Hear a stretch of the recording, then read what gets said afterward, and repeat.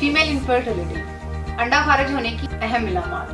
4 science of ovulation. क्या आपको अपनी ओव्यूलेशन डेट पता है?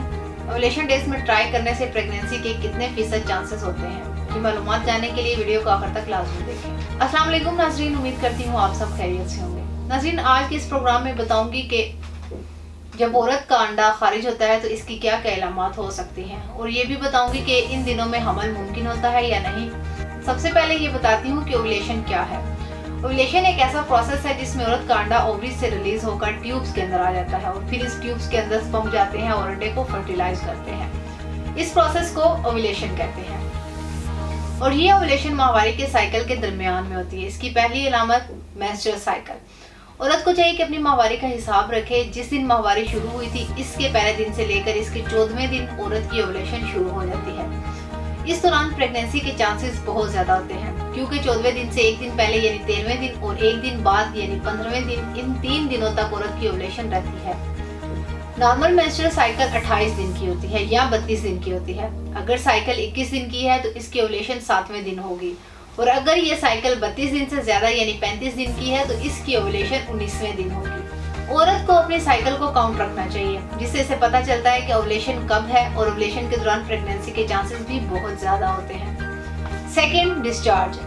अगर औरत का डिस्चार्ज बिल्कुल अंडे की सफेदी की तरह हो गया और थिकनेस के हवाले से बेहतर है तो ये टाइम भी होता है कि औरत की ओव्यूलेशन हो रही होती है।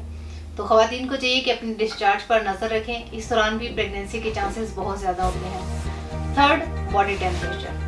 हर रोज सुबह होते ही सबसे पहले बॉडी टेम्परेचर थर्मामीटर से चेक करना जरूरी है। नॉर्मल दिनों में टेम्परेचर भी नॉर्मल रहेगा, लेकिन जो ओव्यूलेशन डेज होंगे इनमें बॉडी टेम्परेचर हाई हो जाएगा।